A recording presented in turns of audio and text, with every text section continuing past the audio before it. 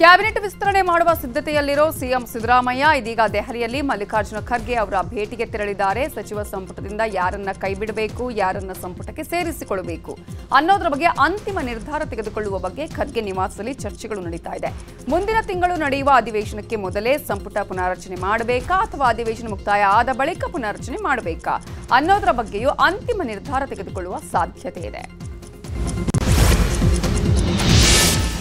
ರಾಜ್ಯದಲ್ಲಿ ನಾಯಕತ್ವ ಬದಲಾವಣೆ ಆಗುತ್ತಾ ಅನ್ನೋ ಬಗ್ಗೆ ಚರ್ಚೆ ನಡೀತಾ ಇರುವ ನಡುವೆ ಸಿಎಂ ಹಾಗೂ ಡಿಸಿಎಂ ಒಟ್ಟಿಗೆ ಕೂತು ಊಟ ಮಾಡಿದ್ದಾರೆ. ದೆಹಲಿಯ ಕರ್ನಾಟಕ ಭವನದಲ್ಲಿ ಮಧ್ಯಾಹ್ನದ ಭೋಜನ ಸವಿದಿದ್ದಾರೆ. ಸಚಿವ ಎಚ್ಸಿ ಮಹದೇವಪ್ಪ, ಸಿಎಂ ಆರ್ಥಿಕ ಸಲಹೆಗಾರ ಬಸವರಾಜ ರಾಯರೆಡ್ಡಿ, ಸರ್ಕಾರದ ಮುಖ್ಯ ಸಚೇತಕ ಅಶೋಕ್ ಪಟ್ಟಣ್, ಸಿಎಂ ರಾಜಕೀಯ ಕಾರ್ಯದರ್ಶಿ ನಜೀರ್ ಅಹಮದ್ ಈ ವೇಳೆ ಉಪಸ್ಥಿತರಿದ್ದರು. ಆ ಬಳಿಕ ಡಿಸಿಎಂ ಡಿಕೆ ಶಿವಕುಮಾರ್ ರಾಜ್ಯಕ್ಕೆ ವಾಪಸ್ಸಾದರು. ಸಿಎಂ ಸಿದ್ದರಾಮಯ್ಯ ದೆಹಲಿಗೆ ತೆರಳುವ ಮುಂಚೆ ಸಿಎಂ ನಿವಾಸ ಕಾವೇರಿಗೆ ಸಚಿವರು ಹಾಗೂ ಸಚಿವ ಸ್ಥಾನದ ಆಕಾಂಕ್ಷಿಗಳ ದಂಡೆ ಹರಿದು ಬಂದಿತ್ತು. ಶಾಸಕ ಬಿಆರ್ ಪಾಟೀಲ್, ಸಿಎಂ ಕಾನೂನು ಸಲಹೆಗಾರ ಪೊನ್ನಣ್ಣ, ಶಾಸಕ ವಿಜಯಾನಂದ ಕಾಶಪ್ಪನವರ್, ಸಚಿವರಾದ ಎಚ್ಸಿ ಮಹದೇವಪ್ಪ, ಕೃಷ್ಣ ಭೈರೇಗೌಡ, ಶಾಸಕ ಪ್ರದೀಪ್ ಈಶ್ವರ್, ಸರ್ಕಾರದ ಮುಖ್ಯ ಸಚೇತಕ ಅಶೋಕ್ ಪಟ್ಟಣ್ ಭೇಟಿ ಮಾಡಿದ್ರು. ಶಾಸಕ ಸಂಗಮೇಶ್ ಕೂಡ ಸಿಎಂ ಸಿದ್ದರಾಮಯ್ಯ ಅವರನ್ನ ಭೇಟಿಯಾಗಿ ಸಚಿವ ಸ್ಥಾನಕ್ಕೆ ಡಿಮ್ಯಾಂಡ್ ಮಾಡಿದ್ದಾರೆ. ಸಿಎಂ ಭೇಟಿ ಬಳಿಕ ಮಾತಾಡಿರೋ ಶಾಸಕ ವಿಜಯಾನಂದ ಕಾಶಪ್ಪನವರ್, ನಾನು ಮಂತ್ರಿ ಸ್ಥಾನದ ಪ್ರಬಲ ಆಕಾಂಕ್ಷಿಯಾಗಿರೋದಕ್ಕೆ ಸಿಎಂ ಭೇಟಿ ಮಾಡಿದ್ದೇನೆ. ಸಿಎಂ ನೋಡೋಣ, ಕಾಲ ಬಂದಾಗ ಮಾಡೋಣ ಅಂತ ಹೇಳಿದ್ದಾರೆ. ಕಾಂಗ್ರೆಸ್ ಪಕ್ಷದಲ್ಲಿ ಸೇವೆ ಸಲ್ಲಿಸಿದ್ದೇವೆ, ಅದಕ್ಕಾಗಿ ನಮ್ಮನ್ನ ಪರಿಗಣಿಸಿ ಅಂತ ಕೇಳಿದ್ದೇವೆ. ಲಿಂಗಾಯತ ಸಮಾಜಕ್ಕೆ ಡಿಸಿಎಂ ಹುದ್ದೆಯ ಬೇಡಿಕೆ ಇಡ್ತೇವೆ. ಸಿದ್ದರಾಮಯ್ಯನವರೇ ನಮ್ಮ ದೇವರು, ಡಿಕೆ ಶಿವಕುಮಾರ್ ಅವರೇ ನಮ್ಮ ದೇವರು ಅಂತ ವಿಜಯಾನಂದ ಕಾಶಪ್ಪನವರು ಹೇಳಿದ್ದು ಮಂತ್ರಿ ಸ್ಥಾನ ಸಿಗುವ ವಿಶ್ವಾಸ ಇದೆ ಅನ್ನುವಂತಹ ವಿಶ್ವಾಸವನ್ನ ವ್ಯಕ್ತಪಡಿಸಿದ್ದಾರೆ. ಆಶೆಯಿಂದನೇ ಒಬ್ಬ ಆಕಾಂಕ್ಷಿಯಾಗಿ ನಾನು ಮುಖ್ಯಮಂತ್ರಿಗಳಿಗೆ ಭೇಟಿಯಾಗಿದ್ದೆ. ಏನಂದ್ರು ಸರ್ ಮುಖ್ಯಮಂತ್ರಿಗಳು? ನೋಡೋಣ, ಇನ್ನೂ ಮಾಡೋ ಕಾಲ ಬಂದಾಗ ಮಾಡೋಣ ಅಂತ ಹೇಳಿದ್ದಾರೆ. ನೋಡಿ, ಕಾಂಗ್ರೆಸ್ ಪಕ್ಷದಲ್ಲಿ ಕಳೆದ 50 ವರ್ಷದಿಂದ ನನ್ನ ತಂದೆ, ನನ್ನ ತಾಯಿ, ನಾನು ಭದ್ರ ಒಂದು ಬುನಾದಿಯಾಗಿ ಕಾಂಗ್ರೆಸ್ ಪಕ್ಷದಲ್ಲಿ ನಾವು ಇದ್ದೀವಿ. ಕಾಂಗ್ರೆಸ್ ಪಕ್ಷದಲ್ಲಿ ಸೇವೆ ಸಲ್ಲಿಸಿದ್ದೀವಿ. ಅದಕ್ಕೆ ನಮ್ಮನ್ನು ಗುರುತಿಸಿ ಅಂತ ಕೇಳ್ಕೊಂಡಿದ್ದೀವಿ ಅಷ್ಟೇ. ಕೊಡ್ತಾರ ವಿಶ್ವಾಸ ಇದೆ ಸರ್? ವಿಶ್ವಾಸ ಖಂಡಿತವಾಗಿ ಇದೆ. ಯಾರ ಜೊತೆ ಚರ್ಚೆ ಮಾಡಿದೆ ಸರ್? ಮುಖ್ಯಮಂತ್ರಿಗಳು, ಉಪಮುಖ್ಯಮಂತ್ರಿಗಳು, ನಮ್ಮ ಏನು ಎಐಸಿಸಿಯ ಜನರಲ್ ಸೆಕ್ರೆಟರಿ ಇದ್ದಾರೆ, ಕೆಸಿ ವೇಣುಗೋಪಾಲ್ ಅವರು, ರಣದೀಪ್ ಸಿಂಗ್ ಸುರ್ಜೇವಾಲಾ ಅವರು, ಎಲ್ಲರಿಗೂ ವಿನಂತಿ ಮಾಡ್ತಾರೆ. ಸಚಿವ ಸಂಪುಟ ಪುನಾರಚನೆಗೆ ಸಿಎಂ ಒಲವು ಹಿನ್ನೆಲೆ ಮಾಜಿ ಸಚಿವ ಕೆಎನ್ ರಾಜಣ್ಣ ಅಲರ್ಟ್ ಆಗಿದ್ದಾರೆ. ಇವತ್ತು ಕಾವೇರಿ ನಿವಾಸದಲ್ಲಿ ಸಿಎಂ ಸಿದ್ದರಾಮಯ್ಯ ಅವರನ್ನ ಭೇಟಿಯಾದ ರಾಜಣ್ಣ ಮತ್ತೆ ಮಂತ್ರಿ ಸ್ಥಾನಕ್ಕೆ ಡಿಮ್ಯಾಂಡ್ ಮಾಡಿದ್ದಾರೆ. ನನ್ನನ್ನು ಮತ್ತೆ ಸಂಪುಟಕ್ಕೆ ಸೇರಿಸಿಕೊಳ್ಳುವಂತೆ ಮನವಿ ಮಾಡಿದ್ದು, ಈ ಬಗ್ಗೆ ವರಿಷ್ಠರ ಜೊತೆ ಮಾತನಾಡುವಂತೆಯೂ ಸಿಎಂಗೆ ಮನವಿ ಮಾಡಿಕೊಂಡಿದ್ದಾರೆ. ಸಂಪುಟ ವಿಸ್ತರಣೆ ವೇಳೆ ಹೊಸ 15 ಶಾಸಕರಿಗೆ ಸಚಿವ ಸ್ಥಾನ ನೀಡಿದರೆ ಒಳ್ಳೆಯದು ಅಂತ ಶಾಸಕ ಬಸವರಾಜ ಶಿವಗಂಗಾ ಹೇಳಿದ್ದಾರೆ. ದಾವಣಗೆರೆಯಲ್ಲಿ ಮಾತನಾಡಿದ ಶಿವಗಂಗಾ, ಹೊಸ ಶಾಸಕರಿಗೆ ಹೊಸ ಆಲೋಚನೆಗಳು ಇರುತ್ತವೆ. ದಾವಣಗೆರೆಗೆ ಇನ್ನೊಂದು ಸಚಿವ ಸ್ಥಾನ ನೀಡಿದರೆ ಒಳ್ಳೆಯದಾಗುತ್ತೆ. ಹೊಸ ಶಾಸಕರು ನಾನು, ದೇವೇಂದ್ರಪ್ಪ, ಬಸವಂತಪ್ಪ 3 ಜನ ಇದ್ದೇವೆ ಅಂತ ಹೇಳುವ ಮೂಲಕ ತಾನು ಕೂಡ ಮಂತ್ರಿ ಸ್ಥಾನದ ಆಕಾಂಕ್ಷಿತ ಅಂತ ನುಡಿದಿದ್ದಾರೆ. ಇದೆಯಲ್ಲ, ಹೊಸ ಬೇರು ಹಳೆ ಬೇರು ಹೊಸ ಚಿಗುರು ಅಂತ, ಅವೆರಡು ಕಂಬೈಂಡ್ ಆದರೆ ಗಿಡ ಚೆನ್ನಾಗಿ ಬೆಳೀತದೆ ಅಂತ. ಆ ರೀತಿಯಲ್ಲಿ ಇದು ಒಂದು ಒಳ್ಳೆಯ ಬೆಳವಣಿಗೆ ಆಗ್ತದೆ. ಯಾಕೆಂದರೆ ಹೊಸಬ್ರ ಹತ್ರ ಹೊಸ ಹೊಸ ಥಾಟ್ಸ್ ಇರ್ತದೆ, ಏನು ಅಭಿವೃದ್ಧಿ ಅದ್ರ ಬಗ್ಗೆ, ಅದೊಂದು ಅನುಕೂಲ ಆಗ್ತದೆ ಅಂತ ನನ್ನ ಅಭಿಪ್ರಾಯ. ಹೊಸಬ್ರಿಗೆ ಅವಕಾಶ ಮಾಡಬೇಕು. ಕೊಟ್ಟರೆ ಯಾರು ಬೇಡ ಅಂತಾರೆ, ಹಂಗಂತ ನನಗೆ ಕೇಳಲ್ಲಪ್ಪ. ನನ್ನ ಬೇರೆ ಅಜೆಂಡಾ ಇದೆ, ನನ್ನ ಅಜೆಂಡಾ ಹೇಳಿದ್ದೀನಿ. ನನ್ನ ಅಜೆಂಡಾ ಬೇರೆ ಇದೆ, ನಾನೇನು ಕೇಳಲ್ಲ, ಬೇರೆಯವ್ರಿಗೆ ಮಾಡಿಕೊಳ್ಳಿ. ಅದಿದೆಯಲ್ಲ ಹೊಸ ಬೇರು. ಕಾಂಗ್ರೆಸ್ ನಾಯಕರ ದಿಲ್ಲಿ ಪರೇಡ್ ಬಗ್ಗೆ ಬಿಜೆಪಿ ನಾಯಕರು ವ್ಯಂಗ್ಯವಾಡಿದ್ದಾರೆ. ಸಿಎಂ ಕುರ್ಚಿಗೆ ಮ್ಯೂಸಿಕಲ್ ಚೇರ್ ಆಟ ನಡೀತಿದೆ ಅಂತ ವಿಪಕ್ಷ ನಾಯಕ ಆರ್ ಅಶೋಕ್ ಲೇವಡಿ ಮಾಡಿದ್ದಾರೆ. ಇನ್ನು ರಾಜ್ಯದಲ್ಲಿ ಕಾಂಗ್ರೆಸ್ ಪಕ್ಷದ ಅವನತಿ ಶುರುವಾಗಿದೆ ಅಂತ ಕೇಂದ್ರ ಸಚಿವ ವಿ ಸೋಮಣ್ಣ ಭವಿಷ್ಯ ನುಡಿದಿದ್ದಾರೆ. ಇನ್ನು ಪರಿಷತ್ ಸದಸ್ಯ ಸಿಟಿ ರವಿ ಮಾತಾಡಿ, ಸರ್ಕಾರಕ್ಕೆ ತಲೆನೂ ಇಲ್ಲ ಬುಡಾನೂ ಇಲ್ಲ ಅನ್ನುವ ಮೂಲಕ ಕಾಂಗ್ರೆಸ್ ಬೆಳವಣಿಗೆಗಳ ಬಗ್ಗೆ ಕುಹಕವಾಡಿದ್ದಾರೆ. ಇವತ್ತು ಮ್ಯೂಸಿಕಲ್ ಚೇರ್ ಅಷ್ಟೇ ಇರೋದು, ಯಾರು ಸೀಟ್ ಮೇಲೆ ಕೂತ್ಕೊತಾರೆ, ಆ ಮ್ಯೂಸಿಕಲ್ ಚೇರ್ ಅಷ್ಟೇ. ಅದು ನಡೀತಾ ಇರೋವಂಥ ಘಟನೆ. ಅದಕ್ಕೋಸ್ಕರ ಡೆಲ್ಲಿಗೆ ಹೋಗಿದ್ದಾರೆ. ಈಗಾಗಲೇ ಮೊನ್ನೆ ಎಲ್ಲ ಮಂತ್ರಿಗಳೆಲ್ಲ ಯಾಕೆ ಖರ್ಗೆ ಅವ್ರನ್ನ ಹೋಗಿ ಭೇಟಿ ಮಾಡೋದು, ಎಲ್ಲರೂ ನಮ್ಮನ್ನು ಕಂಟಿನ್ಯೂ ಮಾಡಿ ಅಂತೇಳಿ ಯಾಕೆ ಭೇಟಿ ಮಾಡಿದ್ರು? ನಾಚಿಕೆ ಆಗಬೇಕು. ಇದೊಂದು ರಾಷ್ಟ್ರೀಯ ಪಕ್ಷ ಅಂತಾರೆ. ಹೋಗಿ ಕಾಂಗ್ರೆಸ್ನವ್ರು ಹೋಗಿ ಅಲ್ಲಿ ಕೂತ್ಕೊಂಡು, ದೆಹಲಿಯಲ್ಲಿ ಕೂತ್ಕೊಂಡು ಇಲ್ಲದೆಲ್ಲ ಹೇಳಿ ವೋಟ್ ಬ್ಯಾಂಕ್ ಚೋರು, ಓಟ್ ಚೋರು ಅಂತೆ ಆತನಿಗೆ ಅರ್ಹತೆ ಇಲ್ಲದೆ ಇರತಕ್ಕಂಥ ವ್ಯವಸ್ಥೆ ಆಗಿದೆ. ರಾಷ್ಟ್ರದ ಒಬ್ಬ ನಾಯಕ ರಾಹುಲ್ ಗಾಂಧಿ ಅವರು ಯಾವ ವಿಷಯನ ತಗೊಂಡು ಹೋರಾಟ ಮಾಡಬೇಕು, ಅದು ಬಿಟ್ಟು ಚುನಾವಣೆ ಕಮಿಷನ್ ಇಟ್ಕೊಂಡು ಎಲ್ಲ ಒಂದು ಕಡೆ ನಿಮ್ಮ ಧೋರಣೆ ಇದೆಯಲ್ಲ. 2023 ಆಗಸ್ಟ್ ಇರ್ಬೋದು. ಆಗಸ್ಟ್ ತಿಂಗಳಲ್ಲಿ ನಡೆದ ಏನು ಒಪ್ಪಂದ ಆಗಿದೆ ಅಂತ ಮುಖ್ಯಮಂತ್ರಿಗಳಿಗೆ ಉಪಮುಖ್ಯಮಂತ್ರಿಗಳಿಗೆ ಕಾಂಗ್ರೆಸ್ ಹೈಕಮಾಂಡಿಗೆ ಗೊತ್ತು ಅನ್ನೋದನ್ನು ಡಿ.ಕೆ. ಸುರೇಶ್ ಮುಂದಿಟ್ಟಿದ್ರು. ರಾಜಣ್ಣ ಅವರು 5 ವರ್ಷ ಇದ್ರೆ ಮುಖ್ಯಮಂತ್ರಿ ಆಗಿರ್ತಾರೆ ಅಂತ ಹೇಳಿದ್ರು. ಅಲ್ಲಿಂದಲೂ ಆಯಾ ಸಂದರ್ಭಕ್ಕೆ ಯಾವ್ಯಾವಾಗ ಜನಮಾನಸದಲ್ಲಿ ಯಾವುದಾದ್ರು ಒಂದು ಗಂಭೀರ ವಿಷಯ ಚರ್ಚೆಗೆ ಬರುತ್ತೆ, ಆ ಚರ್ಚೆಗೆ ಬಂದ ಸಂದರ್ಭದಲ್ಲಿ ಈ ಮುಖ್ಯಮಂತ್ರಿ ಬದಲಾವಣೆ ಅನ್ನೋ ವಿಷಯವನ್ನ ಮುನ್ನೆಲೆಗೆ ತಂದು ಇದೆ. ಈಗ ರಾಜಕೀಯದ ಪ್ರಮುಖ ಸುದ್ದಿ ನೋಡೋಣ. ದೆಹಲಿಯಲ್ಲಿರುವ ಸಿಎಂ ಸಿದ್ದರಾಮಯ್ಯ ಪ್ರಧಾನಿ ನರೇಂದ್ರ ಮೋದಿ ಅವರನ್ನ ಭೇಟಿ ಮಾಡಿದ್ದಾರೆ. ಕಬ್ಬು ಬೆಳೆಗಾರರ ವಿಚಾರವಾಗಿ ಪ್ರಧಾನಿ ಜೊತೆಗೆ ಚರ್ಚೆ ಮಾಡಿರುವ ಸಿಎಂ ಸಿದ್ದರಾಮಯ್ಯ ಸಕ್ಕರೆಗೆ ನಿಗದಿ ಮಾಡಿರುವ ಬೆಂಬಲ ಹೆಚ್ಚಳ ಮಾಡುವಂತೆ ಒತ್ತಾಯ ಮಾಡಿದರು. ಕಂದಾಯ ಸಚಿವ ಕೃಷ್ಣ ಬೈರೇಗೌಡ ಜೊತೆಗೆ ತೆರಳಿ ಪ್ರಧಾನಿ ಜೊತೆಗೆ ಚರ್ಚೆ ನಡೆಸಿರುವ ಸಿಎಂ ಸಕ್ಕರೆಗೆ ಬೆಂಬಲ ಬೆಲೆ, ಎಥೆನಾಲ್ ಹಾಗೂ ಕಬ್ಬು ಕಟಾವು ದರ ನಿಗದಿ ಅಧಿಕಾರವನ್ನ ರಾಜ್ಯಗಳಿಗೆ ಕೊಟ್ಟರೆ ರೈತರ ಸಮಸ್ಯೆ ಬಗೆಹರಿಯುವ ಬಗ್ಗೆ ಮನವಿ ಮಾಡಿಕೊಂಡಿದ್ದಾರೆ. 300 ರೂಪಾಯಿ 11.25 ಇರ್ತಕ್ಕಂಥ ಇಳುವರಿ ಇರ್ತಕ್ಕಂಥ ಕಬ್ಬಿಗೆ 11.25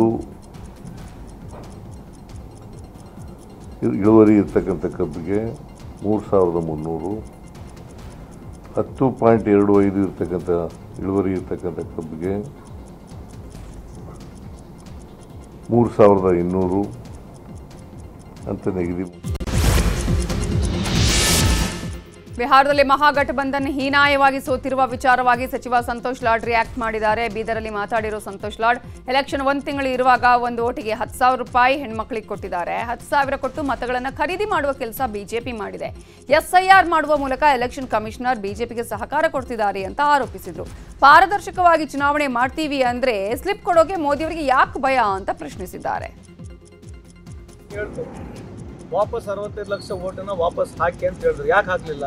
14 ಲಕ್ಷ ಓಟು ಫೇಕ್ ಓಟ್ಸ್ ಇದ್ದಾವೆ, 65 ಲಕ್ಷ ಓಟನ್ನು ತೆಗೆದಿದ್ದಾರೆ, 20 ಲಕ್ಷ ಓಟ್ನ ಆ್ಯಡ್ ಮಾಡಿದ್ದಾರೆ, 3 ಲಕ್ಷ ಓಟ್ಗಳು ಝೀರೋ ಅಕೌಂಟ್ನಲ್ಲಿ ಇದ್ದಾವೆ, ಝೀರೋ ಮನಿ ಅಂತ ತೋರಿಸಿದ್ದಾರೆ.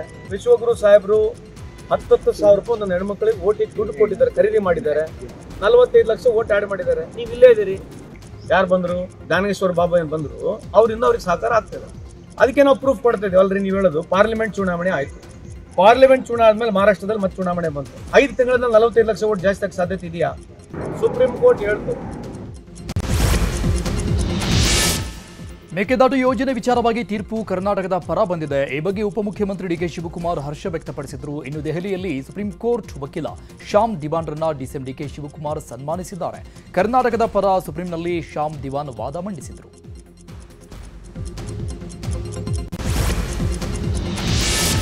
ಸರ್ಕಾರದ ವಿರುದ್ಧ ಬಿಜೆಪಿ ಉಚ್ಚಾಟಿತ ಶಾಸಕ ಎಸ್.ಟಿ. ಸೋಮಶೇಖರ್ ಅಸಮಾಧಾನ ವ್ಯಕ್ತಪಡಿಸಿದ್ದಾರೆ. ಹಣ ಬಿಡುಗಡೆ ಮಾಡಿದ್ರೂ ವೈಟ್ ಟ್ಯಾಪಿಂಗ್ ಕಾಮಗಾರಿ ಪೂರ್ಣಗೊಳಿಸದಿದ್ದಕ್ಕೆ ಪತ್ರ ಬರೆದು ಬೇಸರ ಹೊರಹಾಕಿದ್ದಾರೆ. ಯಶವಂತಪುರ ವಿಧಾನಸಭಾ ಕ್ಷೇತ್ರ ವ್ಯಾಪ್ತಿಯ ಉತ್ತರಹಳ್ಳಿ ಮುಖ್ಯ ರಸ್ತೆ, ಕೋಡಿಹಳ್ಳಿ ಮುಖ್ಯ ರಸ್ತೆ ಹಾಗೂ ಹಾಲಿಡೇ ವಿಲೇಜ್ ರಸ್ತೆಯ ವೈಟ್ ಟ್ಯಾಪಿಂಗ್ ಕಾಮಗಾರಿ ಕುಂಟುತ್ತಾ ಸಾಗಿದೆ. ಅನುದಾನ ಬಿಡುಗಡೆಯಾಗಿ ವರ್ಷಗಳೇ ಕಳೆದರೂ ಕಾಮಗಾರಿ ಪೂರ್ಣಗೊಂಡಿಲ್ಲ. ಇದರಿಂದ ಸಾರ್ವಜನಿಕರಿಗೆ ಸಮಸ್ಯೆಯಾಗ್ತಿದೆ. ವೈಟ್ ಟ್ಯಾಪಿಂಗ್ ಕಾಮಗಾರಿ ಪೂರ್ಣಗೊಳಿಸದಿದ್ದರೆ ಜಿಬಿಎ ಕಚೇರಿ ಬಳಿ ಧರಣಿ ಕೂರುವುದಾಗಿ ಗ್ರೇಟರ್ ಬೆಂಗಳೂರು ಮುಖ್ಯ ಆಯುಕ್ತರಿಗೆ ಎಚ್ಚರಿಕೆ ಕೊಟ್ಟಿದ್ದಾರೆ. ಬಿಜೆಪಿ ರಾಜ್ಯಾಧ್ಯಕ್ಷ ಬಿವೈ ವಿಜೇಂದ್ರ ಹಿರಿಯರ ನಾಯಕರ ಭೇಟಿ ಮುಂದುವರೆಸಿದ್ದಾರೆ. ತಾವು ಬಿಜೆಪಿಯ ರಾಜ್ಯಾಧ್ಯಕ್ಷರಾಗಿ 2 ವರ್ಷಗಳನ್ನು ಪೂರೈಸಿರುವ ಸಂದರ್ಭದಲ್ಲಿ ಮಾಜಿ ಸಿಎಂ ಡಿವಿ ಸದಾನಂದಗೌಡ ಅವರನ್ನ ಭೇಟಿಯಾಗಿದ್ದಾರೆ. ಈ ಭೇಟಿ ವೇಳೆ ಪಕ್ಷ ಬಲವರ್ಧನೆಗೆ ಸಲಹೆ ಪಡೆದಿದ್ದಾರೆ ವಿಜೇಂದ್ರ. ಈ ಹಿಂದೆ ವಿಜೇಂದ್ರ ಕಾರ್ಯವೈಖರಿ ಬಗ್ಗೆ ಡಿವಿಎಸ್ ಆಕ್ಷೇಪ ವ್ಯಕ್ತಪಡಿಸಿದ್ರು. ಈಗ ಮಾರ್ಗದರ್ಶನ ನೆಪದಲ್ಲಿ ಡಿವಿಎಸ್ ರನ್ನ ವಿಶ್ವಾಸಕ್ಕೆ ತೆಗೆದುಕೊಳ್ಳುವ ಪ್ರಯತ್ನ ಮಾಡಿದ್ದಾರೆ ಬಿವೈ ವಿಜೇಂದ್ರ.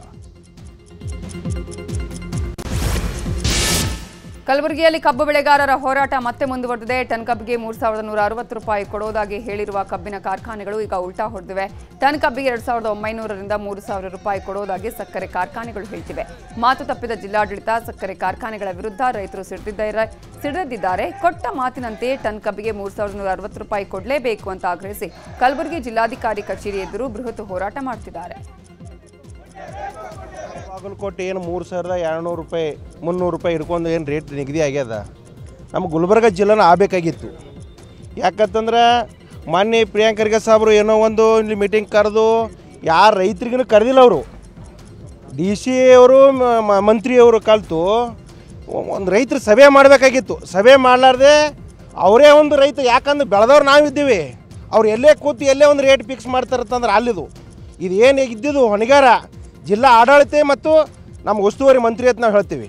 ಇದು ಎಲ್ಲಿಗೆ ಬರ್ತದೆ ಅಂತಂದ್ರೆ ಈಗ ನಾವು ರೋಡಿಗೆ ಇಳಿತೀವಿ, DC ಆಫೀಸ್ ಮುಂದೆ ಮುತ್ತಿಗೆ ಹಾಕಬೇಕಂತ ಇನ್ನೂ ಪ್ರಯತ್ನ ಇದು ಇವತ್ತಿನ.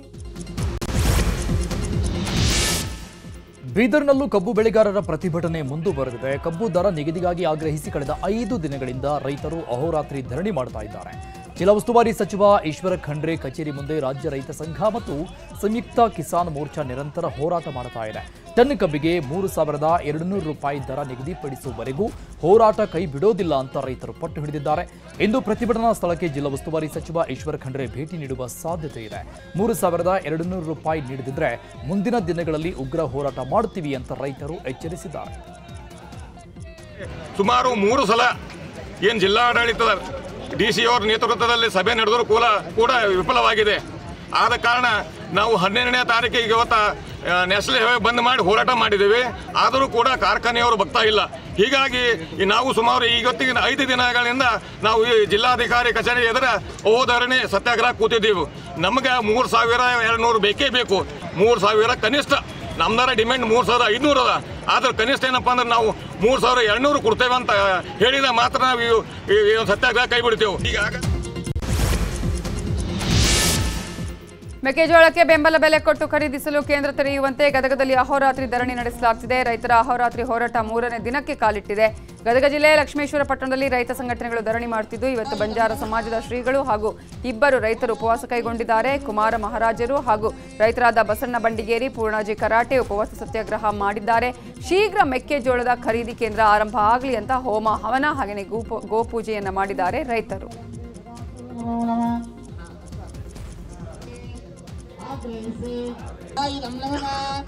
ಮೆಕ್ಕೆಜೋಳದ ಖರೀದಿ ಕೇಂದ್ರ ತೆರೆಯಲು ಆಗ್ರಹಿಸಿ ನಾಳೆ ಹೊನ್ನಾಳಿ ನ್ಯಾಮತಿ ಬಂದ್ಗೆ ಕರೆ ನೀಡಲಾಗಿದೆ. ಬಂದ್ ಕುರಿತು ದಾವಣಗೆರೆಯ ಎಸ್ಪಿ ಉಮಾ ಪ್ರಶಾಂತ್ ಮಾತನಾಡಿ, ಬಿಜೆಪಿ ಘಟಕದಿಂದ ಬಂದ್ಗೆ ಕರೆ ನೀಡಲಾಗಿದೆ. ಯಾವ ಸಂಘಟನೆ ಕೂಡ ಬಂದ್ಗೆ ಬೆಂಬಲ ಕೊಟ್ಟಿಲ್ಲ. ಅಗತ್ಯ ವಸ್ತುಗಳ ಸೇವೆ ಎಲ್ಲವೂ ಕೂಡ ಇರುತ್ತೆ. ಒತ್ತಾಯ ಪೂರ್ವಕವಾಗಿ ಬಂದ್ ಮಾಡಿಸಿದ್ರೆ ಕಾನೂನು ರೀತಿ ಕ್ರಮ ಕೈಗೊಳ್ಳಲಾಗುತ್ತೆ ಅಂತ ಹೇಳಿದ್ದಾರೆ. ಹೊನ್ನಾಳಿಯಲ್ಲಿ ಬಂದ್ ಹೇಳಿದ್ದಾರೆ, ಬಟ್ ಅಧಿಕೃತವಾಗಿ ಯಾವುದೇ ಸಂಘಟನೆಗಳು ಈ ಬಂದಿಗೆ ಬೆಂಬಲವನ್ನು ವ್ಯಕ್ತಪಡಿಸಿಲ್ಲ. ಏನು ಬಿಜೆಪಿ ಘಟಕದ ವತಿಯಿಂದ ಮಾಡ್ತಾ ಇದ್ದಾರೆ ಆ ಬಂದಿಗೆ ನಾವು ಎಲ್ಲ ರೀತಿಯಾದಂತಹ ಸೂಕ್ತ ಬಂದೋಬಸ್ತನ್ನು ಕೂಡ ಮಾಡಿಕೊಂಡಿದ್ದೇವೆ. ಬಟ್ ಅವರಿಗೆ ಯಾವುದೇ ರೀತಿಯಾದಂತಹ ಫೋರ್ಸ್ಫುಲ್ ಆಗಿ ಎಲ್ಲ ಅಗತ್ಯ ಸೇವೆಗಳು ಮತ್ತು ವೈದ್ಯಕೀಯ ಸೇವೆಗಳು ಹೇಗೆ ಸಿಗುತ್ತೆ ಹಾಗೆ ಸಿಗ್ತದೆ. ಯಾವುದಕ್ಕೆ ಬಂದ್ ನಡೀತಾ ಇದೆ ಅಂತ ಗೊತ್ತಿದೆ. ಸಂಘಟಕರಿಗೊಂದಿಗೆ ಈಗಾಗಲೇ ನೋಟಿಸು ಕೂಡ ಕೊಟ್ಟಿದ್ದೀವಿ. ಎಲ್ಲ ರೀತಿಯಾದ ಯಾವುದೇ ಅಹಿತಕರ ಘಟನೆ ನಡೆಯೋದ್ರ ರೀತಿಯಾಗಿ ಬಂದನ್ನು ಶಾಂತ ರೀತಿಯಿಂದ ಮಾಡಲಿಕ್ಕೆ ಕೂಡ ಈಗಾಗಲೇ ಸೂಚನೆಗಳನ್ನು ಕೊಡಲಾಗಿದೆ. ಪರಪ್ಪನ ಅಗ್ರಹಾರ ಜೈಲಲ್ಲಿ ಕೈದಿಗಳ ರಾಜಾತಿಥ್ಯ ವಿಡಿಯೋಗಳನ್ನು ವೈರಲ್ ಮಾಡಿದ ಪ್ರಕರಣ ಸಂಬಂಧಪಟ್ಟಂಗೆ ನಟ ಧನ್ವೀರ್ ವಿಚಾರಣೆಗೆ ಆಗಮಿಸಿದ್ರು. ಪರಪ್ಪನ ಅಗ್ರಹಾರ ಪೊಲೀಸ್ ಠಾಣೆಗೆ ಆಗಮಿಸಿದ ಧನ್ವೀರ್ ವಿಚಾರಣೆ ಎದುರಿಸದೆ ಎಸ್ಕೇಪ್ ಆಗಿದ್ದಾರೆ. ಧನ್ವೀರ್ ವಿಚಾರಣೆಗೆ ಬಂದ ಸಂದರ್ಭದಲ್ಲಿ ಇನ್ಸ್ಪೆಕ್ಟರ್ ಹೊರಕ್ಕೆ ಹೋಗಿದ್ರಂತೆ. ಅಷ್ಟರಲ್ಲಿ ಊಟ ಮುಗಿಸಿ ವಾಪಸ್ ಬರುವಂತೆ ಪೊಲೀಸರು ತಿಳಿಸಿದ್ರಂತೆ. ಊಟಕ್ಕೆ ಹೋದ ನಟ ಧನ್ವೀರ್ ವಾಪಸ್ ಬಂದಿಲ್ಲ. ಆ ಬಳಿಕ ಪೊಲೀಸರು ಫೋನ್ ಮಾಡಿದ್ರೆ ಧನ್ವೀರ್ ಫೋನ್ ಸ್ವಿಚ್ ಆಫ್ ಮಾಡಿಕೊಂಡಿದ್ದಾರಂತೆ. ಹೀಗಾಗಿ ಧನ್ವೀರ್ಗೆ ಮತ್ತೊಂದು ನೋಟಿಸ್ ನೀಡೋಕೆ ಪೊಲೀಸರು ಸಿದ್ಧತೆ ನಡೆಸಿದ್ದಾರೆ. ಕರ್ನಾಟಕ ರಾಜ್ಯ ಕ್ರಿಕೆಟ್ ಸಂಸ್ಥೆ ಚುನಾವಣೆ ಮುಂದೂಡಿಕೆ ವಿಚಾರವಾಗಿ ಮಾಜಿ ಕ್ರಿಕೆಟಿಗ ವೆಂಕಟೇಶ್ ಪ್ರಸಾದ್ ಮಾತಾಡಿದ್ದಾರೆ. ಇವತ್ತು ಬೆಳಗ್ಗೆ ಚುನಾವಣೆ ಮುಂದೂಡಲಾಗಿದೆ ಅಂದಾಗ ಶಾಕ್ ಆಯಿತು. ಡಿಸೆಂಬರ್ 30ರ ತನಕ ಮುಂದೂಡಿದ್ದೀವಿ ಅಂದಿದ್ದಾರೆ. ಚುನಾವಣೆ ಮುಂದೂಡ್ತಿದ್ರೆ ಕ್ರಿಕೆಟ್ ಹಣೆಬರಹ ಏನಾಗಬೇಕು? ಕೆಎಸ್ಸಿಯನ್ನ ಈ ಹಿಂದೆ ಕ್ರಿಕೆಟಿಗರು ಮುನ್ನಡೆಸ್ತಾ ಇದ್ರು. ಆಗ ಆ ಲೆಗಸಿ ರಿಸ್ಕ್ನಲ್ಲಿದೆ ಅಂದಿದ್ದಾರೆ. ಈಗ ಇನ್ನು ವಿನಯ್ ಮೃತ್ಯುಂಜಯ ಮಾತನಾಡಿ, ಸಾಕಷ್ಟು ಸದಸ್ಯರಲ್ಲಿ ಗೊಂದಲ ಇದೆ ಅಂತ ಹೇಳಿದ್ದಾರೆ. ಯಾರಲ್ಲೂ ಗೊಂದಲ ಇಲ್ಲ, ಕೋರ್ಟ್ ಆದೇಶವೂ ಇಲ್ಲ. ನಮ್ಮನ್ನ ಅನರ್ಹ ಮಾಡಿ ಅವರು ಗೆಲ್ಲಲು ಹೊರಟಿದ್ದಾರೆ. ಅಕ್ರಮವಾಗಿ ಚುನಾವಣೆಯನ್ನ ಮುಂದೂಡಿದ್ದಾರೆ ಅಂತ ಹೇಳಿದ್ದಾರೆ. ಇವತ್ತು ಯಾವಾಗ ಬೆಳಗ್ಗೆ ನಮಗೆ ಗೊತ್ತಾಯ್ತೋ ಈ ತರ ಚುನಾವಣೆನ ಮುಂದೂಡಲಾಗಿದೆ ಅಂತ ಹೇಳಿದಾಗ ನಮ್ಗೆ ಒಂಥರ ಶಾಕ್ ಆಯ್ತು. It was shocking to hear. ನಾನು ಅದಕ್ಕೆ I am just using that word, shocking to hear that the elections has been postponed, deferred ಅಂತ ಹೇಳಿರೋದು 30th of December ತನಕ. ಸೊ ನಮಗೆ ಏನು ರೀಸನ್ನು ಅಂತ ಗೊತ್ತಾಗ್ತಾ ಇಲ್ಲ ಎಕ್ಸಾಕ್ಟ್ ಆಗಿ. ನನಗೆ ಬೇಜಾರಾಗ್ತಾ ಇರೋದು ಏನು ಅಂತಂದರೆ, ಈ ಥರ ಮುಂದೂಡ್ತಾನೆ ಇದ್ರೆ ಎಲೆಕ್ಷನ್ಸು, ಕ್ರಿಕೆಟ್ ಅದರದ್ದು ಕ್ರಿಕೆಟ್ ಹಣೆ ಬರ ಏನಾಗಬೇಕು ಅಂತ ನನ್ನ ಒಂದು ಪ್ರಶ್ನೆ. So that's a big question. Cricket ನಾವು ಮಾತಾಡ್ತಾನೆ ಇದ್ದೀವಿ, it's taken a back seat ಅಂತ ಮಾತಾಡ್ತಾ ಇದ್ದೀವಿ. ಮತ್ತು KSCA ನಿಮಗೆಲ್ಲರಿಗೂ ತಿಳಿದಂಗೆ ಲಾಸ್ಟ್ 50 ವರ್ಷ ಹೇಳಬೇಕು ಅಂತಂದರೆ it's always led by a cricketer. See ಅವ್ರು ಏನು ಹೇಳ್ತಾ ಇದ್ದಾರೆ, ನಾನು 14-15 ಪತ್ರ ಕೊಟ್ಟಿದ್ದೆ, 17ನೇ ತಾರೀಕು ಇವತ್ತು ಉತ್ತರ ಕೊಟ್ಟಿದ್ದಾರೆ. ಉತ್ತರ ನಾನು ಕೂಲಂಕುಷವಾಗಿ ನೋಡಿದ್ದೀನಿ. ಸಾಕಷ್ಟು ಗೊಂದಲಗಳಿದೆ ಸದಸ್ಯರುಗಳಲ್ಲಿ. ನೀವು ಗೊಂದಲಗಳನ್ನು ನಿವಾರಣೆ ಮಾಡಿ, ಆ ಗೊಂದಲಗಳ ನಿವಾರಣೆ ಆದ್ಮೇಲೆ ನಾನು ಚುನಾವಣೆ ನಡೆಸ್ತೀನಿ ಅಂತ ಹೇಳಿರೋದು. ದಯವಿಟ್ಟು ನೋಡಿ, ಅಲ್ಲೇ ಹಾಕಿದ್ದಾರೆ ನೋಟಿಸ್ ಬೋರ್ಡಲ್ಲಿ. ಯಾವುದೇ ಕೋರ್ಟಿಂದ ಆಗಲಿ ಯಾವುದೇ ರೀತಿ ಆದೇಶ ಇಲ್ಲ. ಚುನಾವಣೆ ಮುಂದೂಡಿಕೆ ಮಾಡಬೇಕು ಅನ್ನೋದು ಯಾವುದೇ ರೀತಿ ಆದೇಶ ಇಲ್ಲ. ಇದೇನು ಚುನಾವಣೆ ಮುಂದೂಡಿಕೆ ಮಾಡ್ತಾ ಇದ್ದಾರೆ, ಅಕ್ರಮವಾಗಿ ಮಾಡ್ತಾ ಇದ್ದಾರೆ. ಈಗ ಕ್ರೈಮ್ ಸುದ್ದಿಗಳನ್ನು ನೋಡೋಣ. ಚಲನಚಿತ್ರ ನಟಿಗೆ ಲೈಂಗಿಕ ಕಿರುಕುಳ ಕೊಟ್ಟ ವಿಚಾರವಾಗಿ ಉದ್ಯಮಿ ಅರವಿಂದ್ ವೆಂಕಟೇಶ್ ರೆಡ್ಡಿ ಸುದ್ದಿಗೋಷ್ಠಿ ನಡೆಸಿ ಆರೋಪವನ್ನ ಅಲ್ಲಗಳೆದ್ರು. ನಾನು ಕಿರುಕುಳ ಕೊಡ್ತಿದ್ದೀನಿ ಅಂತ ಆರೋಪ ಮಾಡಿದ್ದಾರೆ. ಅದಕ್ಕಾಗಿ ನನ್ನ ಕಡೆಯಿಂದ ಸ್ಪಷ್ಟನೆ ಕೊಡ್ತಿದ್ದೇನೆ. 2 ವರ್ಷದ ಹಿಂದೆ ಸಂಬಂಧ ಮುರಿದಿದೆ. ಅವರು ನನ್ನ ಮೇಲೆ ಅಲಿಗೇಷನ್ ಮಾಡಿರೋದು ಶಾಕ್ ಆಗಿದೆ. 2 ವರ್ಷ ಕಾಂಟ್ಯಾಕ್ಟ್ನಲ್ಲಿ ಇರದೆ ಇರುವ ವ್ಯಕ್ತಿಯ ಜೊತೆಗೆ ನಾನ್ಯಾಕೆ ಕಿರುಕುಳ ಕೊಡಲಿ? ಅವರು ಕೊಟ್ಟಿರುವ ಕಂಪ್ಲೇಂಟ್ ಪ್ರಕಾರ ಆಗಸ್ಟ್ನಲ್ಲಿ ಅವರ ಮನೆ ಓನರ್ ಹಾಗೂ ಅವರ ಫ್ರೆಂಡ್ ವೈಫ್ಗೆ ಲೆಟರ್ ಬರೆದಿದ್ದಾರಂತೆ. ನಾನು ಬರೆದಿರಬಹುದು ಅಂತ ಹೇಳಿ ಕಂಪ್ಲೇಂಟ್ ಕೊಟ್ಟಿದ್ದಾರಂತೆ.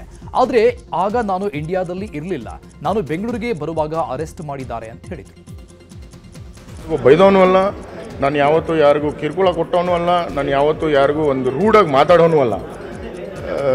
ನನ್ನ ಸರ್ಕಲ್ಲು, ಇನ್ಫ್ಯಾಕ್ಟ್ ನನ್ನ ಸ್ಟಾಫು, ಇನ್ಫ್ಯಾಕ್ಟ್ ನನ್ನ ಮನೆ ಸ್ಟಾಫು, ಯಾರನ್ನ ಬೇಕಾದರೂ ಕೇಳ್ಕೊಳ್ಳಿ ನೀವು. ನಾನು ಇವತ್ತವರೆಗೂ ಯಾರನ್ನೂ ವಾಯ್ಸ್ ರೇಸ್ ಮಾಡಿ ಕೂಡ ಮಾತಾಡಲ್ಲ. ಆ್ಯಂಡ್ ಮೋಸ್ಟ್ ಇಂಪಾರ್ಟೆಂಟ್ಲಿ ನಿಮ್ಗೆ ಏನು ಹೇಳಬೇಕು ಅಂದರೆ, ಆ ಹುಡುಗಿ ನಮ್ಮ ಮಗು ಥರ ನೋಡ್ಕೊತಾ ಇದ್ದೆ. ಬಟ್ ಐ ಡೋಂಟ್ ನೋ ಯಾವತ್ತೂ ಯಾರು. ಕೊಪ್ಪಳ ಜಿಲ್ಲೆ ಯಲಬುರ್ಗಾ ತಾಲೂಕಲ್ಲಿ ನಡೆದಿರುವ ಗ್ಯಾಂಗ್ ರೇಪ್ ಪ್ರಕರಣದಲ್ಲಿ ರೇಪಿಸ್ಟ್ಗಳಿಗೆ ಸಹಾಯ ಮಾಡಿದ ಆರೋಪದಲ್ಲಿ ಇನ್ನೊಬ್ಬ ಆರೋಪಿಯನ್ನ ವಶಕ್ಕೆ ಪಡೆದಿದ್ದಾರೆ ಪೊಲೀಸರು. ಹುಮನಾಪುರದ ಎಮನೂರ ಅನ್ನೋರನ್ನ ವಶಕ್ಕೆ ಪಡೆದ ಪೊಲೀಸರು ಸ್ಥಳ ಮಹಜರು ಮಾಡಿದ್ದಾರೆ. ಕುಷ್ಟಗಿಯಲ್ಲಿ ಎಂಎಸ್ಆಯಿಲ್ನಲ್ಲಿ ಮದ್ಯ ಖರೀದಿಸಿ ಆ ಬಳಿಕ ಬಸ್ ನಿಲ್ದಾಣ ಬಳಿ ಎಗ್ ರೈಸ್ ಖರೀದಿಸಿದ ಆರೋಪಿಗಳನ್ನ ಕರೆದೊಯ್ದು ಮಹಜರು ಮಾಡಲಾಗಿದೆ. ಬಿಹಾರದಲ್ಲಿ ಹೊಸ ಸರ್ಕಾರ ರಚನೆಗೆ ಎನ್ಡಿಎ ನಾಯಕರು ಸಜ್ಜಾಗಿದ್ದಾರೆ. ಬಿಹಾರದ ಮುಖ್ಯಮಂತ್ರಿ ನಿತೀಶ್ ಕುಮಾರ್ ರಾಜೀನಾಮೆ ಕೊಟ್ಟಿದ್ದಾರೆ. ಇದೇ ನವೆಂಬರ್ 20ರಂದು ನೂತನ ಸಿಎಂ ಪ್ರಮಾಣ ವಚನ ಕಾರ್ಯಕ್ರಮ ನೆರವೇರಲಿದ್ದು, ಈ ನಡುವೆ ತೇಜಸ್ವಿ ಯಾದವ್ ಅವರನ್ನ ವಿರೋಧ ಪಕ್ಷದ ನಾಯಕರನ್ನಾಗಿ ಆಯ್ಕೆ ಮಾಡಲಾಗಿದೆ. ದೆಹಲಿ ಕಾರು ಸ್ಫೋಟ ಪ್ರಕರಣದಲ್ಲಿ ಬಂಧಿಸಲಾಗಿದ್ದ ಆರೋಪಿ ಅಮೀರ್ ರಶೀದ್ ಅಲಿಯನ್ನ ಕೋರ್ಟ್ 10 ದಿನಗಳ ಕಾಲ ಎನ್ಐಎ ಕಸ್ಟಡಿಗೆ ನೀಡಿ ಆದೇಶಿಸಿದೆ. ಅಮೀರ್ ರಶೀದ್ ಅಲಿಯನ್ನ ಇಂದು ಬೆಳಿಗ್ಗೆ ದೆಹಲಿಯ ಎನ್ಐಎ ಕೋರ್ಟ್ಗೆ ಅಧಿಕಾರಿಗಳು ಹಾಜರುಪಡಿಸಿದರು. ವಿಚಾರಣೆ ನಡೆಸಿದ ನ್ಯಾಯಾಧೀಶರು ಹೆಚ್ಚಿನ ವಿಚಾರಣೆಗಾಗಿ ಕಸ್ಟಡಿಗೆ ಕೊಡಲಾಗಿದೆ. ದೆಹಲಿಯಲ್ಲಿ ವಾಯುಗುಣ ಮಟ್ಟ ತೀವ್ರ ಅಪಾಯ ಮಟ್ಟಕ್ಕೆ ಕುಸಿದಿದ್ದು, ಕಳೆದ 2 ರಿಂದ 3 ತಿಂಗಳಿಂದಲೂ ಇದೇ ರೀತಿ ಇದ್ದು, ಸರ್ಕಾರ ಏನೇ ಕ್ರಮ ಕೈಗೊಂಡರೂ ಗಾಳಿಯ ಗುಣಮಟ್ಟ ಸುಧಾರಿಸುತ್ತಿಲ್ಲ. ಕೆಮ್ಮು, ನೆಗಡಿ, ಶ್ವಾಸಕೋಶ ಸಮಸ್ಯೆಯಿಂದ ಬಳಲ್ತಾ ಇರುವವರ ಸಂಖ್ಯೆ ಹೆಚ್ಚಾಗ್ತಾ ಇದ್ದು, ಆರೋಗ್ಯ ತಜ್ಞರು ಕಳವಳ ವ್ಯಕ್ತಪಡಿಸಿದ್ದಾರೆ. 2 ದಿನಗಳ ಹಿಂದೆ ಉತ್ತರ ಪ್ರದೇಶದ ಸೋನಭದ್ರಾ ಜಿಲ್ಲೆಯಲ್ಲಿ ಕಲ್ಲು ಗಣಿಗಾರಿಕೆಯ ಒಂದು ಭಾಗ ಕುಸಿದಿತ್ತು. ರಕ್ಷಣಾ ಕಾರ್ಯಾಚರಣೆ ವೇಳೆ ನಿನ್ನೆ ಓರ್ವ ಕಾರ್ಮಿಕ ಶವವಾಗಿ ಪತ್ತೆಯಾಗಿದ್ದ. ಅವಶೇಷಗಳ ಅಡಿ 12ಕ್ಕೂ ಹೆಚ್ಚು ಕಾರ್ಮಿಕರು ಸಿಲುಕಿದ್ದಾರೆ. 2 ದಿನಗಳಿಂದ ನಿರಂತರವಾಗಿ ಶೋಧ ನಡೆಸ್ತಾ ಇದ್ರೂ ಕಾರ್ಮಿಕರು ಎಲ್ಲಿ ಸಿಲುಕಿದ್ದಾರೆ ಎಂಬ ಸಣ್ಣ ಸುಳಿವು ಕೂಡ ಸಿಕ್ತಿಲ್ಲ.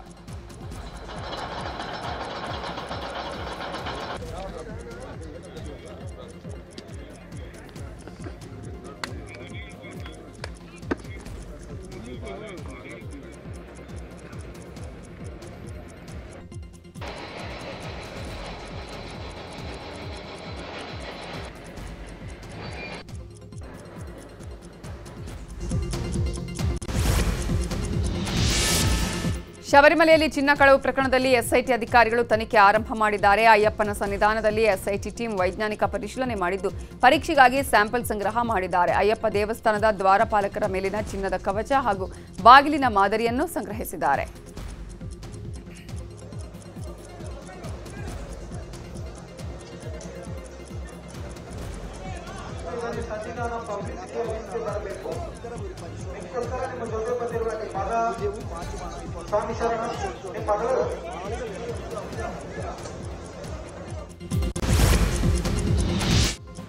ಈಗ ವಿದೇಶದ ಪ್ರಮುಖ ಸುದ್ದಿಗಳನ್ನು ನೋಡೋಣ. ರಷ್ಯಾ ವಿರುದ್ಧ ಗುಡುಗಿರುವ ಅಮೆರಿಕ ಅಧ್ಯಕ್ಷ ಡೊನಾಲ್ಡ್ ಟ್ರಂಪ್ ಇತರೆ ದೇಶಗಳಿಗೆ ಬೆದರಿಕೆ ಹಾಕಿದ್ದಾರೆ. ರಷ್ಯಾದಿಂದ ತೈಲ ಖರೀದಿ ಅಥವಾ ಬೇರೆ ಯಾವುದೇ ರೀತಿಯ ವ್ಯಾವಹಾರಿಕ ಸಂಬಂಧ ಹೊಂದಿದರೆ ಅಂತಹ ರಾಷ್ಟ್ರಕ್ಕೆ ಅಮೆರಿಕದಿಂದ ನಿರ್ಬಂಧ ಹೇರುವುದಾಗಿ ಹೇಳಿದ್ದಾರೆ.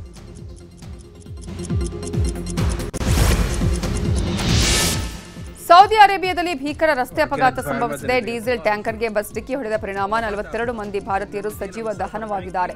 ಮೆಕ್ಕಾದಿಂದ ಮದೀನಾಕ್ಕೆ ಹೋಗ್ತಾ ಇದ್ದಾಗ ಮುಫರಿಹತ್ ಬಳಿ ದುರಂತ ಸಂಭವಿಸಿದೆ. ಮೃತರೆಲ್ಲರೂ ತೆಲಂಗಾಣ ಮೂಲದವರು. ಯಾತ್ರೆಗೆ ಹೋದವರು ದುರಂತ ಅಂತ್ಯ ಕಂಡಿದ್ದಾರೆ. ಇನ್ನು ಬಸ್ ದುರಂತಕ್ಕೆ ಪ್ರಧಾನಿ ನರೇಂದ್ರ ಮೋದಿ ಸಂತಾಪ ಸೂಚಿಸಿದ್ದಾರೆ. ಮೆಕ್ಕಾ ಯಾತ್ರೆಗೆ ತೆರಳಿದ ಬಸ್ಗೆ ಟ್ಯಾಂಕರ್ ಡಿಕ್ಕಿ ಹೊಡೆದ ಪ್ರಕರಣದಲ್ಲಿ ಹುಬ್ಬಳ್ಳಿ ಮೂಲದ ಯಾತ್ರಿ ಅಬ್ದುಲ್ ಗನಿ ಶಿರಹಟ್ಟಿ ಸಾವನ್ನಪ್ಪಿದ್ದಾರೆ. 52 ವರ್ಷದ ಅಬ್ದುಲ್ ಗನಿ ಹುಬ್ಬಳ್ಳಿಯ ಗಣೇಶ್ ಪೇಟೆ ನಿವಾಸಿಯಾಗಿದ್ದಾರೆ.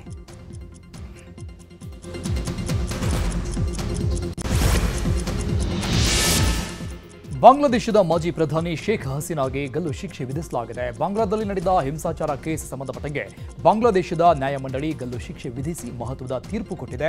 ವಿದ್ಯಾರ್ಥಿಗಳ ಮೇಲೆ ಬಲ ಪ್ರಯೋಗಕ್ಕೆ ಹಸೀನಾ ಕಾರಣ. ಮಾಜಿ ಪ್ರಧಾನಿ ಶೇಖ್ ಹಸೀನಾ ತಪ್ಪಿತಸ್ಥಿಯಾಗಿದ್ದಾರೆ. ಮಾರಕ ಆಯುಧಗಳನ್ನು ವಿದ್ಯಾರ್ಥಿಗಳ ಮೇಲೆ ಬಳಸಿದ್ದಾರೆ. ಹಸೀನಾ ಸೂಚನೆಯಂತೆ ಬಲ ಪ್ರಯೋಗವಾಗಿದೆ. ವಿದ್ಯಾರ್ಥಿಗಳ ಮೇಲೆ ಬಲ ಪ್ರಯೋಗಕ್ಕೆ ಹಸೀನಾ ಕಾರಣ ಅಂದಿರುವ ಕೋರ್ಟ್ 3 ಪ್ರಕರಣಗಳಲ್ಲಿ ಹಸೀನಾ ತಪ್ಪಿತಸ್ಥೆ ಅಂತ ಕೋರ್ಟ್ ಹೇಳಿದ್ದು ಗಲ್ಲು ಶಿಕ್ಷೆ ನೀಡಿದೆ. ಕಾಂಗೋದಲ್ಲಿ ಭೀಕರ ಗಣಿ ಅವಘಡ ಸಂಭವಿಸಿ ಭೂಕುಸಿತ ಉಂಟಾಗಿದೆ. ಈ ದುರಂತದಲ್ಲಿ ಕನಿಷ್ಠ 80 ಮಂದಿ ಸಾವನ್ನಪ್ಪಿದ್ದಾರೆ ಅಂತ ವರದಿಯಾಗಿದೆ. ರಿಪಬ್ಲಿಕ್ ಆಫ್ ಕಾಂಗೋದ ಲುವಾಲಬಾ ಪ್ರಾಂತ್ಯದ ತಾಮ್ರ ಮತ್ತು ಕೋಬಾಲ್ಟ್ ಗಣಿಯಲ್ಲಿ ಸೇತುವೆ ಕುಸಿದು ಈ ಘಟನೆ ನಡೆದಿದೆ.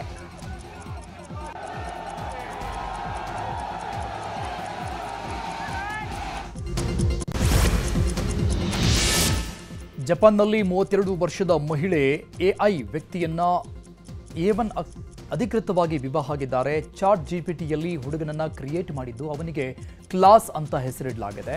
ಆ ಬಳಿಕ ಕ್ಲಾಸ್ ಪ್ರಪೋಸ್ ಮಾಡಿದ್ದು ಈಕೆ ಒಪ್ಕೊಂಡಿದ್ದಾಳೆ. ಕಳೆದ 3 ವರ್ಷದಿಂದ ಜೊತೆಗಿದ್ದ ಲವರ್ ಜೊತೆಗೆ ಬ್ರೇಕಪ್ ಮಾಡಿಕೊಂಡಿದ್ದಾಳೆ. ಆತನಿಗಿಂತ ಎಐ ಚೆನ್ನಾಗಿ ಅರ್ಥ ಮಾಡಿಕೊಳ್ಳುತ್ತೆ ಅಂತ ಮಹಿಳೆ ಹೇಳಿದ್ದಾಳೆ.